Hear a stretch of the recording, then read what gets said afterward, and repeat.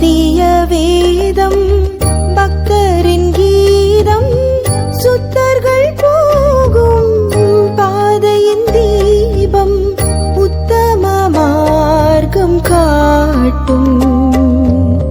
சத்திய வேதம் பக்தரின் கீதம் சுத்தர்கள் போகும் பாதையின் தீபம் உத்தம மார்க்கம் காட்டும்.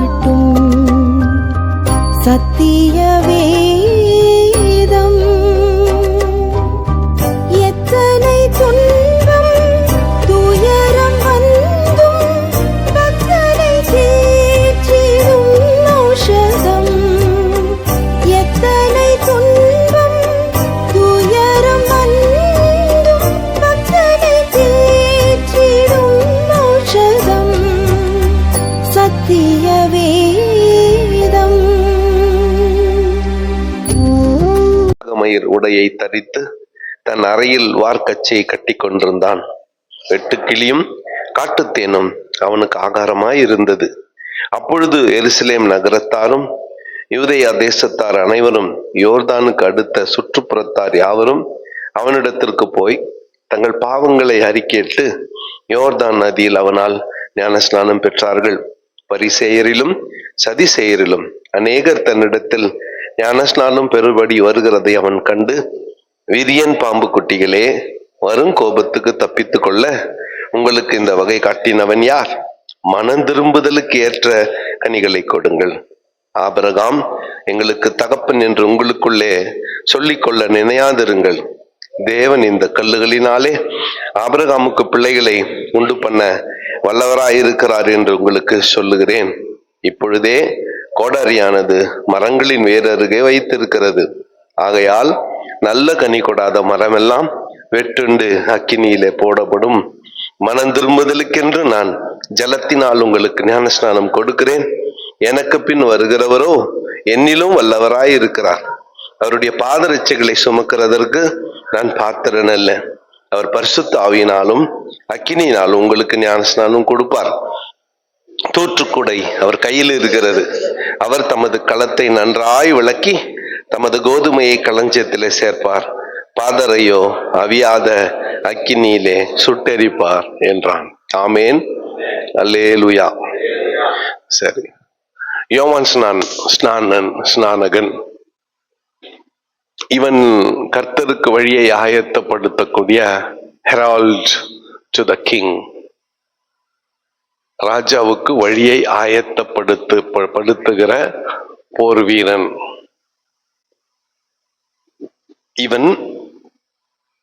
இவனை குறித்து தீர்க்க தரிசனம் உரைக்கப்பட்டிருக்கிறது. கர்த்தருக்கு இவன் வழியை ஆயத்தப்படுத்துகிறவன். இயேசுநாதர் பிறப்பதற்கு 6 மாதங்கள் முந்தி பிறந்தவன். 6 மாதங்கள் முந்தி பிறந்தவன். டிவைன் இன்டர்வென்ஷன், தெய்வீக தலையீடு இவன் பிறப்பில் இருக்கிறது. ஏன்னா இவனுடைய தகப்பனும் தாயும் வயது சென்றவர்களாய் இருந்தார்கள் இவன் கர்ப்பம் தரிக்கும் பொழுது. அப்படியானால் அது சூப்பர் நேச்சுரல் இன்டர்வென்ஷன். இவன் பிறப்பே ஃபர்ஸ்ட். 2வது, இவனுடைய பிறப்புக்கு ஒரு நோக்கம் இருக்கிறது. அது கர்த்தருக்கு வழியை ஆயத்தப்படுத்துகிறது. கர்த்தருக்கு முன்னால ஊழியத்தை ஆரம்பிச்சான், சீஷர்களை சம்பாதிச்சான், ஃபாலோவர்ஸை சம்பாதிச்சான், இவனை பின்பற்றுகிறவர்களை சம்பாதித்தான். ஆனா அவனுக்கு கொடுக்கப்பட்ட பிரதான வேலை இயேசுநாதருக்கு ஞானஸ்நானம் கொடுக்க வேண்டும். அதோடு அவனுடைய ஊழியம் நிறைவு பெறுகிறது. ஆனா ஞானஸ்நானம்ன்றது புது கான்செப்ட். ஒரு கான்செப்டை இன்ட்ரடியூஸ் பண்ணி அந்த கான்செப்டை எஸ்டாப்ளிஷ் பண்ணி அதை ஆண்டவர்கிட்ட கொடுக்கணும். அதுக்கு முன்னால ஞானஸ்நானம்ன்ற வார்த்தை அல்லது ஞானஸ்நானம் பெற்றதாக எலியா, எலிசா, தாவீது அங்கெல்லாம் இல்லை.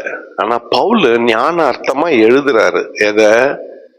இஸ்ரவேல் ஜனங்கள் செங்கடலை கடந்தத அது ஒரு ஞான ஸ்நானமா ஒரு என்ன சொல்றது ஒரு உதாரணத்துக்கு எழுதுறாரு. மற்றபடி பழைய ஏற்பாட்டுல ஞான ஸ்நானத்தை குறித்த என்ன இல்ல கான்செப்ட் இல்ல. அப்போ ஒரு நல்லா யோசனை பண்ணி பாருங்க, ஒரு புது கான்செப்டை இன்ட்ரடியூஸ் பண்ணோம், பண்ணிட்டு அந்த அந்த கான்செப்டோடு கூடிய அந்த ஊழியத்தை வேற ஒருத்தர்கிட்ட ஹேண்ட் ஓவர் பண்ணோம். இதுக்கு இவனுக்கு கிடைக்கிற டைம் 6 months, 6 மாசம் தான் முன்னால. அப்ப இவன் எவ்வளவு வல்லமையும் அதிகாரமும் படைத்தவனா இருந்தால் இதை சக்சஸ்ஃபுல்லா செய்து முடிக்க முடியும். யோசித்து பாருங்க. இந்த இவனை குறித்து லூக்கா 1 கடைசி வசனம் மட்டும் கொஞ்சம் படிக்கல. நான் அப்படி சுவிட்ச் ஓவர் பண்றது இல்ல, இன்னைக்கு தேவைப்படுது. அதனால அந்த பிள்ளை யார் தெரியுமா? யோவான் ஸ்நானகன். அந்த பிள்ளை வளர்ந்து ஆவியிலே பலன் கொண்டு இஸ்ரவேலுக்கு தன்னை காண்பிக்கும் நாள் வரைக்கும் வனாந்தரங்களிலே இருந்தான். அப்போ ஹோலி ஸ்பிரிட்டோட நேரடி தொடர்பு. பரிசுத்தாவியானவர் தான் இவனுக்கு நேரடி ஆசிரியர், டைரக்டா அண்டர் ஹோலி ஸ்பிரிட். இன்னொன்னு நல்லா யோசனை பண்ணி பாருங்க, இவனோட லைஃப்ல வழக்கமா ஏசுநாதரே அதை சொல்லி காட்டுறாரு. யோர்தானுக்கு ஏன் போனீங்க? வனாந்திரத்துக்கு ஏன் போனீங்க? வெண் வஸ்திரம் தரித்தவனை பார்க்கறதுக்கா? அவர்கள் அரண்மனையில் அல்லவா இருக்கிறார்கள். ஏசுநாதர் இவனை குறித்து சொல்றப்போ அப்ப அவங்ககிட்ட ஏன் போனீங்க? இன்னொன்னு, என்ன இவ்வளவு கேள்வி கேட்கறீங்களே, யோவான்ஸ்நானனுக்கு விரோதமா ஒருத்தன் கூட வாய் திறக்கல, என்ன மட்டும் இவ்வளவு கேள்வி கேட்கறீங்க? அது உண்மைதான், யோவான்ஸ்நானகன் விரோதமா ஒருத்தனும் வாய் திறக்கல. யோவான் ஞான ஸ்நானம் கொடுக்க ஆரம்பிச்சான். அவன் மினிஸ்ட்ரியே ரொம்ப வித்தியாசமானது. தங்குறது யோர்தான் கரையில, வார நாளெல்லாம் சுத்தி இருக்கிற கிராமங்களுக்கு போய் ஒரே பிரசங்கம், மனம் திரும்புங்கள், ரிப்பென்ட், மனம் திரும்பல். டாக்டர் பில்லிகிராம் கூட இது ஒன்னையே வச்சு 60 வருஷம் ஓட்டிட்டாரு. அவருடைய மெயின் கோர் கான்செப்ட் எந்த மெசேஜ்னா கூட்டம் என்ன? மனம் திரும்புங்கள். ஃபுட்பால் கிரவுண்டு ஹையர் பண்ணுவாங்க, ஃபர்ஸ்ட் 3 நாள் ஹையர் பண்ணுவாங்க, கூட்டம் நிரம்பி வழியும். 3 நாள் மீட்டிங் 6 நாள் மீட்டிங் ஆகும், கூட்டம் குறையாது, நிரம்பி வழியும். அது 10 நாள் மீட்டிங் ஆகும். சரி, எப்படி ஒரு மீட்டிங்னா இத்தனை லட்சம் செலவாகுமே, ஆண்டவர் என்ன பண்ணுவாரு? கொடுப்பாரு. இப்படித்தான் அவருடைய ஊழியம். பில் அவரு ஒரு ஊருக்கு போறாருன்னா சினிமா தியேட்டர் க்ளோஸ், பாருங்கெல்லாம் க்ளோஸ், அங்க யாரும் போக மாட்டாங்க. சினிமாக்கு போறவன்லாம் எங்க உட்காந்துப்பான்? நம்ம போனா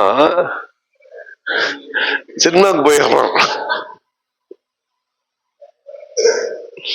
சோதராண்டவரே, ரொம்ப பிரத்யேகமான ஊழியம் இவனது. மனம் திரும்பலை குறித்து பேசுவான். அந்த வாரம் முடிவுல வீக்கெண்டுல ஞான ஸ்நானம் கொடுக்க ஆரம்பிப்பான். எந்தெந்த கிராமத்துல போய் வாரத்துல ஊழியம் செஞ்சானோ அவங்க எல்லாம் எங்க வருவாங்க? கிராமமா ஒரு முழு கிராமம் வந்து நின்று இருக்கும். இவங்க ஞானஸ்நானம் கொடுப்பான். நம்மளுடைய ஞானஸ்நானம் கொடுக்கிற அனுபவம் எப்படி? 10 பேரை செட் பண்ணுவோம் இல்ல, நாளைக்கு 10 பேர் குத்திருப்பாங்க, ஞானஸ்நானம் கேட்டகிசம் கிளாஸ்க்கு வந்திருப்பாங்க, வசனம் எல்லாம் கேட்டிருப்பாங்க, ஒப்பு கொடுத்திருப்பாங்க. ராத்திரி 10 மணிக்கு ஒருத்தன் போன் பண்ணுவான், ஐயா வெள்ளை துணி எடுக்கல, எங்க அப்பா அடுத்த முறை எடுத்துக்கலான்ட்டாருன்னு. இருறா அப்படின்றதுல வச்சிருவான் போன, சைலண்ட்ல போயிடும்.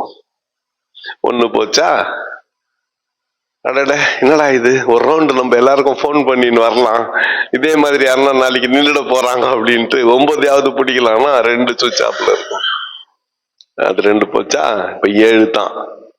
7 அடுத்த நாள் காலையில எப்படின்னா சர்ச்சில் வர வச்சு பேசி தண்ணி ஞானஸ்நானம் கொடுக்குற இடத்துக்கு கொண்டு போறதுலாம் ஒருத்தன், ஐயா தண்ணினா எனக்கு ரொம்ப பயம், அடுத்த முறை நான் எடுத்துக்கிறேன்னு. ஒருத்தன் ஜட்டி எத்தனை வரல, 10 ட்ரை பண்ணா 5 தான் தண்ணியில இறங்கும் இல்ல. அந்த 5 பேருக்கு ஞானஸ்நானம் கொடுத்துட்டு வெள்ளை துணி போட்டு பக்கத்துல கம்பீரமா பைபிளை வச்சுன்னு அப்படி நிக்கிறப்போ ஒரு பெருமை வருது பாரு பாஸ்டர்களுக்குள்ள. நியாயமான பெருமை அது. இந்த உலகத்திலே நடக்காத அற்புதம் ஆத்தும அறுவடை தான். மிக அரிய அற்புதம், மிகப்பெரிய அற்புதம் சால்வேஷன் தான், ரட்சிப்பு தான். அதுல பெருமை ஏற்படுறது நியாயம்தான். அது ரொம்ப அதாவது ஆவிக்குரிய ஸ்பிரிச்சுவல் ப்ரைட். அது நமக்கு சந்தோஷத்தை, மன நிறைவை தரக்கூடிய ஒரு செயல். ஆனா இவங்கிட்ட ஞான ஸ்நானம் பெற ஜனங்க வருஷ கட்டி நிக்கிறாங்க. அதுல பார்த்தா சிலர் முக்காடு போட்டுனுக்குறாங்க. யாரான்னு விலைக்கு பார்த்தா பரிசேயர், சதிசேயர், வேத பாரகர், ஏன் கொஞ்சம் ஆசாரிய கூட்டம் கூட. இவங்கள பார்த்தவொடனே இவனுக்கு வந்துச்சு கோவம். நம்ம ஒருத்தனுக்கு ஞான ஸ்நானம் கொடுக்கறோம்னா என்ன தொட்டு தடவி பேசணும். ராஜா எத்துக்கடா மெயினா இல்ல, ஆனா அவன் வீரியன் பாம்பின் குட்டிகளே அரும் கோபாக்கினைக்கு தப்பித்துக் கொள்ள முடியான்னு இந்த வழியை உங்களுக்கு அறிவித்தவன் யாருன்னுட்டான். அவனுடைய பிரசங்கம் அப்படித்தான் இருக்கிறது. மனம் திரும்புதலுக்கு ஏற்ற கனிகள். நீ யாருன்னா இரு, நீ பரிசெயனாயிரு, சதிசெயனாயிரு, வேத பாரகனாயிரு, பிரதான ஆசாரியானா கூட இரு, ஆசாரியர்களா கூட இரு. மனம் திரும்புதலுக்கு ஏற்ற கனிகளை கொடுங்கள். ஓகே, இப்ப பிரசங்கத்துல இவன் தலைப்பு என்ன? யோவான் ஸ்நானகனின் தலைப்பு என்ன? அந்த முழு பிரசங்கத்தை நீங்க ஆராய்ஞ்சு படிச்சீங்கன்னா அதை சுத்தியே அவன் வார்த்தைகள் இருக்கும். மனம் திரும்புதலுக்கு ஏற்ற கனிகளை கொடுங்கள். அடுத்து இதுக்கு முன்னாலேயே உங்களை நீங்கள் ஆபிரகாமின் பிள்ளைகள் என்று சொல்லிக்கொள்ள நினைக்காதிருங்கள். நினைக்காதீங்கன்ட்டான். ஆபிரகாமின் எங்களுக்கு தகப்பன் என்று உங்களுக்குள்ளே சொல்லிக்கொள்ள நினைக்காத அர்த்தம் என்ன இதுன்னா pride of family heritage. எல்லாரும் சொல்லிக்கிறது நான் யார் தெரியுமா? ஆபிரகாமின் வித்து, ஆபிரகாமின் சந்ததி அப்படின்னு இவருங்க சொல்லிக்கிறது. அதை சொல்லாதீங்க அப்படின்னா, தேவன் இந்த கல்லுகளினால் ஆபிரகாமுக்கு பிள்ளைகளை உண்டு பண்ண வல்லவராயிருக்கிறார். அதுல பிறப்பை குறித்து பெருமை பாராட்டாதிருங்கள். இந்த குடும்பத்துல பிறந்துட்டோன்ற பெருமை உனக்கு வேணாம். நான் யார் தெரியுமா நெஞ்ச நிமிர்த்தாத. மனம் திரும்புதலுக்கு ஏற்ற கனிகளை கொடுங்கள். 10ஆம் வசனத்துல நான்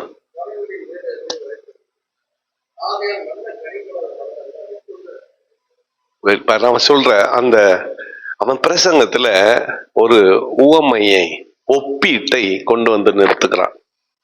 கம்பேரிசன் அல்லது ஒரு ஒரு ஒரு செயல். என்ன அந்த செயல்னா, கோடாரியானது மரத்தினுடைய வேர் அருகே வைக்கப்பட்டிருக்கிறது. நல்ல கனி கொடாத மரமெல்லாம் வெட்டுண்டு அக்கினியிலே போடப்படும். நெக்ஸ்ட் ஒன்னு இன்ட்ரோடியூஸ் பண்றான். தூற்றுக்கூடை 11ஆம் வசனம். தூற்றுக்கூடை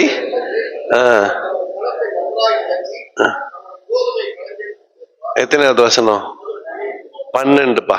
கொஞ்சம் பின்னால போயிட்டு முன்னால வரலாம். தூற்றுக்கூடை அவர் கையில் இருக்கிறது.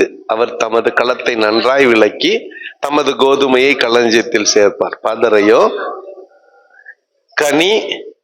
கனி கோதுமை. கனி கொடாத மரம் நெருப்பு, பதறு நெருப்பு. புரியுதா? கனி கொடுக்கிற மரம் காப்பாற்றப்படும், கனி கொடாத மரம் நெருப்புக்கு போகும். கோதுமை மணி களஞ்சியத்துல சேர்க்கப்படும், பதறு நெருப்புக்கு போகும். Fire represents the judgment of God. அக்கினி தேவனுடைய நியாய தீர்ப்புக்கு அடையாளம். அவன் பிரசங்கமே வெறும் ஒண்ணுதான், மனம் திரும்புங்கள். அக்கினிக்கு போவாதீங்க, மனம் திரும்புங்க. அழிஞ்சு போவாதீங்க, மனம் திரும்புங்க. நரகத்துக்கு போவாதீங்க, மனம் திரும்புங்க. இவ்வளவுதான் அவனுடைய பிரசங்கம். இப்போ 11ஆம் வசனத்துல இயேசுநாதரை குறித்து சொல்றேன். இந்த மன்னன் திரும்புதலுக்கு அடையாளமாக நான் உங்களுக்கு ஜலத்தினால் ஞான ஸ்நானம் கொடுக்கிறேன். எனக்கு பின் வருகிறவரோ என்னிலும் வல்லவராயிருக்கிறார். அவருடைய பாதரட்சைகளை சுமக்கிறதற்கு நான் பாத்திரன் அல்ல. பரிசுத்த ஆவியானவர் உங்களுக்கு ஞானஸ்நானம் கொடுக்கும். Okay, Christ centred message. கிறிஸ்துவை மையப்படுத்திய செய்தி யோவான் ஸ்நானகனுடையது. அவன் தான் பாப்புலர். இன்னும் இயேசுநாதர் யாருன்னு தெரியாது யாருக்கும். இவன் தான் புகழாயிருக்கிறான். தன் புகழிலே கிறிஸ்துவை மையப்படுத்துகிறான். எனக்கு பின்னால ஒருவர் வருகிறார், அவர் என்னிலும் வல்லவராயிருக்கிறார். அவருடைய பாதரட்சிகளை சுமக்கிறதற்கு நான் பாத்திரன் அல்ல. இன்னொரு இடத்துல அவர் பெருகவும் நான் சிறுகவும் வேண்டும். அவருடைய பாதரட்சியின் வாரை அவிழ்க்கிறதற்கு நான் பாத்திரன். லூஸ் இது லேஸ் கட்டுறதுக்கு கூட எனக்கு தகுதி இல்லைன்னு சொல்றான். அவருடைய லேஸ் அவுக்கிறதுக்கு கூட எனக்கு என்ன இல்லை, தகுதி இல்லைன்னு சொல்றான். இப்போ preacher life humility, preachers preaching repentance. கவனிக்கிறீங்களா?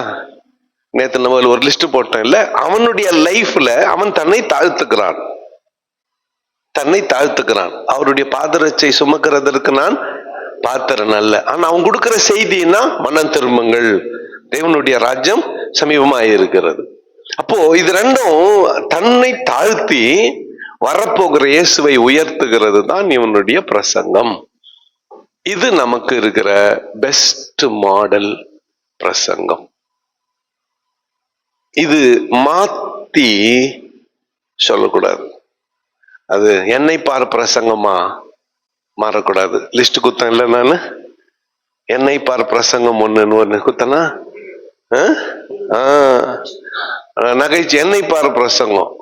Look at me, என்ன பார், என் வாழ்க்கைய பார், என் சக்சஸ பார், என் பரிசுத்தத்தை பார், நான் கட்டின பாபிலோன் தேசத்தை பார்.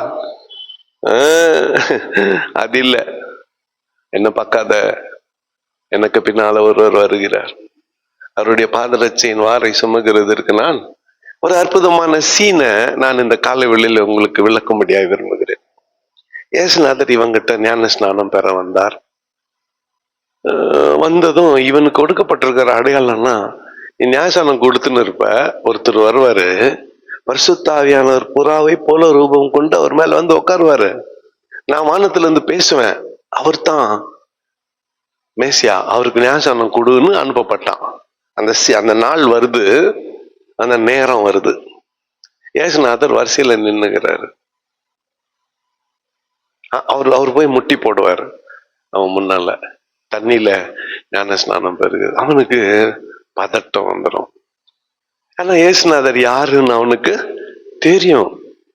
அவன் கருவில் இருக்கும் பொழுதே அவரை அறிந்தவன், பிறந்த பிறகல்ல, கருவில் இருக்கும் போதே அவரை அறிந்தவன். மரியாளும் எலிசபெத்தும் சந்தித்த போது இவனுக்கு என்ன போச்சு? இவன் சும்மா தானே இருக்கணும், இவன் எட்டி வச்சான். அதான் அவனுடைய அபிஷேகம், அவன் பிறப்பதற்கு முன்பதாகவே. அப்போ அவருக்கு ஞானஸ்நானம் கொடுக்கணும்னு போறப்ப கை நடுங்கிடுச்சு, படபடப்பு ஏற்பட்டுச்சு. ஒரு படபடப்பு, ஆண்டவரே உன்கிட்ட நான் ஞான ஸ்நானம் பெற வேண்டி இருக்க, நான் உனக்கு கொடுக்கலாமா? நம்ம சட்டானு இவங்க யாரு என்னன்னெல்லாம் தெரியறது இல்ல. ஒரு மீட்டிங்க்கு போயிருப்போம், ரைட்டா, கபான் அவர் தலைமையில கை வைக்கிறது. இவர் வேற நடக்கிறத பாருங்க இல்லையா, கபான் அவர் தலைமையில கத்தி. எனக்கு என்ன தகுதி இருக்கு? எங்க அப்பா வயசுல இருக்கிற ஒருத்தர் தலைமையில கை வைக்கிறது எனக்கு என்ன தகுதி இருக்குது? மிஞ்சின பதார்த்தம்ன்றாங்கல்ல சில பாஸ்டங்க, சட்டான் அப்படியே. ஒரு அபிஷேக ஆராதனை, ஆர்லெஸ் அண்ணனை ஊழியத்துக்காக பிரித்து எடுக்கிறோம். என் சர்ச்சில், டொமினியன் ஆர்எஸ் சர்ச்சில் முன்னால முட்டி போடுறாரு ஆர்லெஸ் அண்ணன். அவரு டிரான்ஸ்ஃபார்மேஷன் சர்ச் ஆஃப் இந்தியான்னு ஒரு ஸ்தாபனத்தை ஏற்படுத்தணும். நான் அவரெல்லாம் சேர்ந்து 3 நாள்ல முட்டி போடுறாரு. என்னோட ஃப்ரெண்டு, பேர் சொல்ல விரும்பல, பாஸ்டருங்கெல்லாம் இருக்கிறாங்க. அவருக்கு சமமா இல்லை அவரோட கொஞ்சம் ஆவிக்குரிய வாழ்க்கையில இருக்கிறவங்க அவர் 2 பேர் இருக்கிறாங்க. அவரு தன்னை தாழ்த்தும்படியா, சரிப்பா எனக்காக ஒரு ஜெபம் பண்ணுங்கன்னு முட்டி போட்டாரு. இப்ப நான் தான் முன்னால நிக்கிறேன். அப்படியே இதுதான் சான்ஸ் அவர் தலைமையில. நமக்கு கையே வரல, தூரம் ஒதுங்கிட்டோம். ஏன்னா அவரு தலைமையில கை வைக்க நம்மளுக்கு என்ன தகுதி இருக்கு? ஒரு தகுதியும் இல்ல. போய் பக்கத்துல முட்டி போட்டுக்கலாம். நான் எனக்கு ஸ்டூடெண்ட் அவன் பாஸ்டர், இப்போ பெரிய பாஸ்டர். சட்டான்னு யார் தலைமையில கைய கண்ண முடினே கைய தள்ளன. நான் தள்ளுறனே தெரியாத மாதிரி தள்ளன. நமக்கு தெரியணும் நம்ம லிமிட் என்னான்னு தெரியணும். என்ன நம்ம லிமிட் என்னான்னு நம்மளுக்கு தரணும். இன்னும் சொல்ல போனா அந்த வேலையை செய்யக்கூடாது. தூரத்திலேயே அவை தலைவர், ஐயா கர்த்தர் உம்மை ஆசீர்வதிக்கட்டும், இதோட நிறுத்திக்கணும். அந்த அந்த பதட்டம் வரணும் நம்மளுக்கு. இவங்க பெரியவங்க, இவங்க தலைமையில கை வைக்க நமக்கு என்ன இல்ல, தகுதி இல்ல, ஒதுரணும் கை. இவங்கெல்லாம் யாருன்னா அறக்குற பாஸ்டருங்க. அப்படியே ஜெனரலா எல்லா தலைமையிலையும் கை வச்சுன்னு போயிடுறது. என்னங்குது உன் கையில, என்னங்குது உன் கையில, என்னங்குது? அப்படியே இயேசுநாதர் சிலுவையில் அரைஞ்ச தழும்புக்குதா? டவுட்டிங் தாமஸ் வந்து விரல் விட்டு பார்க்கறதுக்கு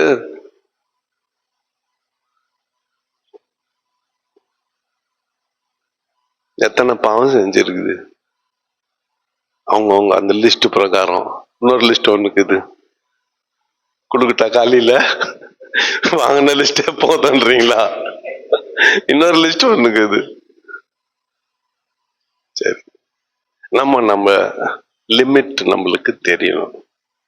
இவ்வளவுதான் நம்ம லிமிட். நீ ஒரு சபைக்கு போதகரானால் உன் சபை மக்கள் வரையிலும் அவங்க மேல கை வச்சு ஜெபிக்க உனக்கு என்ன இருக்கு? அதிகாரம் இருக்கு. இப்ப என்ன, நம்ம சத்யராஜ் அவங்க சர்ச்சில் சுவிசேஷம் இது எழுப்புதல் கூட்டத்துக்கு பேச கூப்பிட்டுக்கிறாருன்னு வச்சுக்கோங்களேன்.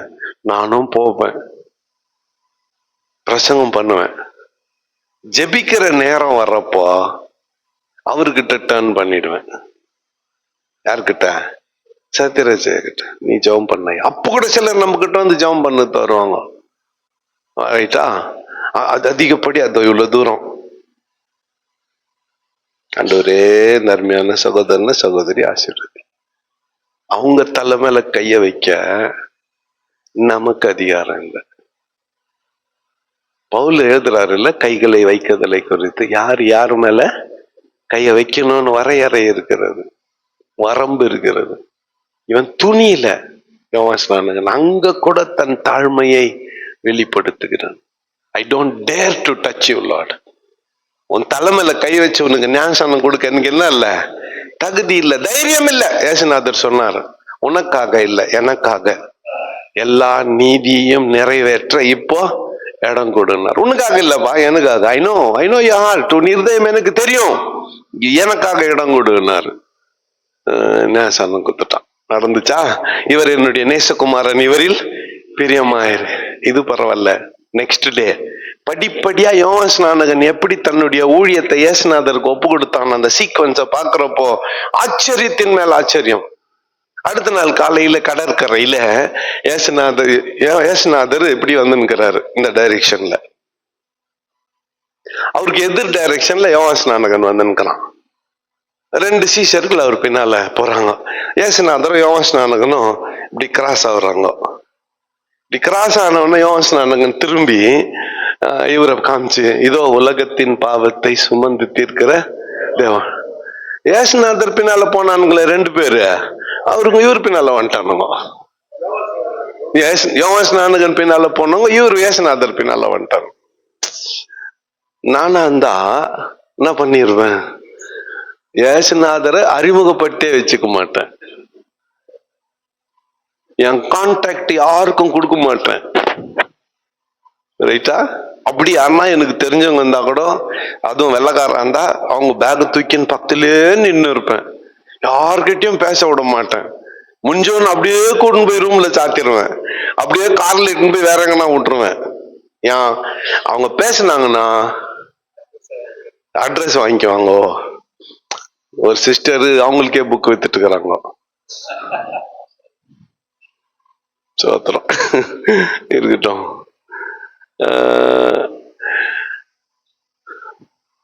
நாம நம்ம ஊழியத்தை நமது என்றும் சுயநலமாக நினைக்கிறோம். ஆனா யோவான் நாம ஊழியத்தை அவருது. எல்லாரையும் எல்லாம் போயிட்டானுங்க, 2 பேர் இருக்கிறானுங்க. எல்லா சீஷரும் போயிட்டானுங்க. யோவான் பின்னால போனவங்க எல்லாம் ஏசுநாதர் பின்னால போயிட்டானு. ஏசுநாதர் கூட இருந்த 12 சீஷர்ல ஏறத்தாழ 6-7 பேர் யார் சீஷருங்க? யோவான் சீஷருங்க. எல்லாம் போயிட்டாங்க, 2 பேர் இருக்கிறானுங்க. யோவானை பிடிச்சி ஜெயில போட்டுக்கிறாங்க. இல்ல, இந்த 2 சீஷரை கூப்பிட்டான். வந்தானுங்க. ஏசுநாதர் கிட்ட போயிட்டு, வருகிறவர் நீர்தானா, வேறொருவர் வர காத்திருக்க வேண்டுமான்னு போய் கேளுங்க. இவனுங்க போனானுங்க. ஏசுநாதர் கடைசி $1 அல்லது கடைசி ₹1 இருக்கிறவர்ல விட மாட்டார் பர்சுல இருந்து. அவருக்கு வேணும்னா உன் பர்சுல இருக்கிற கடைசி ₹1 வரல எடுத்துருவாரு. ஏன்னா எல்லாம் அவருது, எல்லாம் அவருது. கொடுக்கறதுக்கு என்ன பண்ணாத. இது ஒரு விஸ்டம், இது ஒரு பெரிய விஸ்டம். இந்த ஏன் ஊழியத்தை கொடுங்கன்னு சொல்ல, உங்க ஊழியத்துக்கு இன்வெஸ்டிங் இன் யோர் மினிஸ்ட்ரி. சொந்த பணம் ஊழிய பண்ணனாலாம் பார்க்காதீங்க. உங்ககிட்ட இருக்கிறதெல்லாம் யாருது? கர்த்தருது. கர்த்தருக்கு கொடுக்க கணக்கு பார்க்காதீங்க. இது கண்ணாடி வச்சுக்கின்னு பெண்ணை வச்சுக்கின்னு தேங்காய் ₹150, பருப்பு ₹300 ஏதாத. கேக்குறாங்களா தேங்காய் வேணும்னு? இருக்குது எடுத்துக்கொடு. மீன் வேணும்னு காசு கேட்கறாங்களா எடுத்துக்கொடு. கறி வேணும்னு கேட்கறாங்களா எடுத்துக்கொடு. கணக்கு போட்டுக்கணும். ஐயோ எவ்வளோ ஆயிடுச்சு ஆகட்டும். நான் உங்க அப்பா சொத்தா? உங்க மூதாதையர் சொத்தா? யாருது சொல்லுங்க. நம்ம பாக்கெட்ல இருக்கிறதெல்லாம் அவருது. நீ யாரு கணக்கு பார்க்கறதுக்கு? ஊழியத்துக்கு கேட்டா கொடு, அள்ளி அள்ளி கொடு. ரொம்ப இந்த பாக்கெட் காலி ஆனா இந்த பாக்கெட் ரொம்ப. இதே ஒரு தனி பிரின்சிபல். இவன் என்ன பண்ணா பாருங்க, இந்த 2 பேரை அனுப்புனானே, அதுல நோக்கம் இந்த 2 பேர் கூட நம்ம கூட இருக்கக்கூடாது. இவனுங்க கூட எங்க போயிடணும்? அவர்கிட்ட போயிடணும். நம்ம கதையை முடிக்க போறாங்க. இவனுங்க போனானுங்க. ஏசுநாதர் கிட்ட இந்த கேள்வி கேட்டாங்க. யோவான் அனுப்புனாரு, வருகிறவர் நீ தானா, வேறொருவர் வர காத்திருக்க வேண்டுமா? ஏசுநாதர் என்ன அழகா பதில் சொன்னார் தெரியுமா? அவங்க 2 பேருக்கு பதிலே சொல்ல. அவங்க 2 பேர் முன்னால குருடருக்கு பார்வை அளித்தார், முடவரை நடக்க வைத்தார், ஊமையரை பேச வைத்தார், அற்புதங்களை செஞ்சார். இந்த 2 பேரும் பார்த்துன்னுக்கிறானுங்க. முடிச்சிட்டு அவங்க கிட்ட திரும்பி, குருடர் பார்வை அடைகிறார்கள், முடவர்கள் நடக்கிறார்கள், ஊமையர்கள் பேசுகிறார்கள், தரித்திரருக்கு சுவிசேஷம் அறிவிக்கப்படும், போய் யோவானுக்கு சொல்லுங்க அப்படின்னு அவங்களை அனுப்பிட்டு யோவானை குறித்து சாட்சி சொல்லுகிறார். ஸ்திரீயின் வயிற்றிலே பிறந்தவர்களிலே யோவானை போல ஒருவனும் இல்லை. ஏசுநாதர் அவனை குறித்து சொன்ன சாட்சி. இந்த 2 பேர் என்ன பண்ணி இருப்பாங்க? யோவானுக்கு போய் சொல்லிட்டாங்க அவர் தயா மேசியான்னு. அப்புறம் என்ன பண்ணிருப்பாங்க? செவுத்து லட்ச பந்து மாதிரி சொல்லுங்க திரும்பி வந்து யாரு கூட? ஏசுநாதர் கூட சேர்ந்துன்னு இருப்பானுங்க. அப்ப யோவானின் ஊழியம் நிறைவு பெற்றது, முடிஞ்சிச்சு கதை. ஆனா அவனுடைய பிரசங்கம் பாருங்களேன், தூற்றுக்குடை அவர் கையில் இருக்கிறது, கோதுமையை தனக்கென்று சேகரித்துக் கொள்ளுகிறார், பதறையோ நெருப்பிலே சுட்டெரிக்கிறார், கோடரியானது வேற அருகே இருக்கிறது, கனி கொடுக்கிற மரம் தப்பு வைக்கப்படும், கனி கொடாத மரம் எதுவோ அது வெட்டுண்டு அக்கினியிலே போடப்படும். இதுதான் அவனுடைய பிரசங்கம். அந்த பிரசங்கத்துல கிரைஸ்ட் சென்டர்ட் மெசேஜ். நம்ம ஆசரிப்பு கூடாரத்தை எடுத்துக்கிறது இல்ல, ஆசரிப்பு கூடாரத்தை எடுத்துக்கிறது, ஏதேன் தோட்டத்தை எடுத்துக்குங்க. ஏதேன் தோட்டத்துல ஏசுக்கிறாருன்னு சொல்லு. ஆசரிப்பு கூடாரத்துல கிருபாசனத்துல உட்கார்ந்து பேசினவர் ஏசுநாதர் தான் சொல்லு. அவரை மையப்படுத்து. நீங்க கேட்கலாம், அவர் எங்க இருந்தாருன்னு. ஆமா, மாம்சத்திலே வெளிப்படுவதற்கு முன்பதாக வார்த்தையானவரா பழைய ஏற்பாடு முழு உலா வந்தார் ஆண்டவராகிய இயேசு கிறிஸ்து. அவர் வெறும் மரியாளின் வயிற்றிலே பிறந்த போது மட்டும் அவர் இல்ல, குமாரனாகிய கிறிஸ்து வார்த்தையானவராய் உலக தோற்றத்துக்கு முன்பதாகவே கூட இருக்கிறார். பிதாவின் வாயிலிருந்து புறப்பட்ட வார்த்தை அந்த குமாரனுடைய வார்த்தை. அருமையான அன்புடைய பிள்ளைகளே, இந்த காலவேளையில நம்முடைய பிரசங்கம் யாரை மையப்படுத்தி இருக்கிறது? ஃபர்ஸ்ட் எக்ஸாம்பிள் நம்மளுக்கு யாரோட எக்ஸாம்பிள் சொல்லுங்க? யோவான் ஸ்நானகனின் பிரசங்கம். அவன் எப்படி பிரசங்கம் பண்ணா பாருங்க. தன்னை மையப்படுத்த இல்லை, தன் திறமைகளை காட்ட முயற்சிக்கவில்லை. அவன் காட்டானா புரியுதா? Crude man. பிரசங்கத்துல அப்படியே பசுப்பலான வார்த்தைகள் எல்லாம் இல்ல, தொட்டு தடவி கொடுக்கிற வார்த்தைகள் எல்லாம் இல்ல.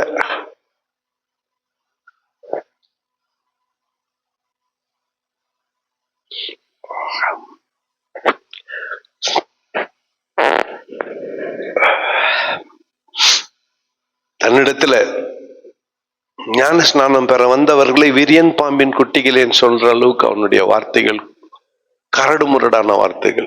அவனுடைய ஆடை எல்லாரும் விரும்பும்படியான ஆடை அல்ல. அவனுடைய உணவு எல்லாரும் விரும்பும்படியான உணவு இல்ல. மக்களோடு மக்களாய் கலவாதவன், ஊரான், காட்டு மனுஷன். ஆனா அவனுக்குள் தீமை இல்லை, அவனுக்குள் பாவம் இல்லை. இயேசுநாதரே அவனை குறித்து சாட்சி சொன்னார். இதுதான் மியூச்சுவல் அண்டர்ஸ்டாண்டிங் ஒரு ஊழியக்காரனுக்கும் ஆண்டவருக்கும். இவன் ஆண்டவரை குறித்து சாட்சி சொல்வான், ஆண்டவர் இவனை குறித்து சாட்சி சொல்வார். இயேசுநாதரை குறித்து இவன் சாட்சி சொன்னா, இவனை குறித்து இயேசுநாதர். நம்ம ஆண்டவரை குறித்து சாட்சி சொல்றது இல்லை, அதனால் அவர் நம்மளை பத்தி சொல்றது இல்லை.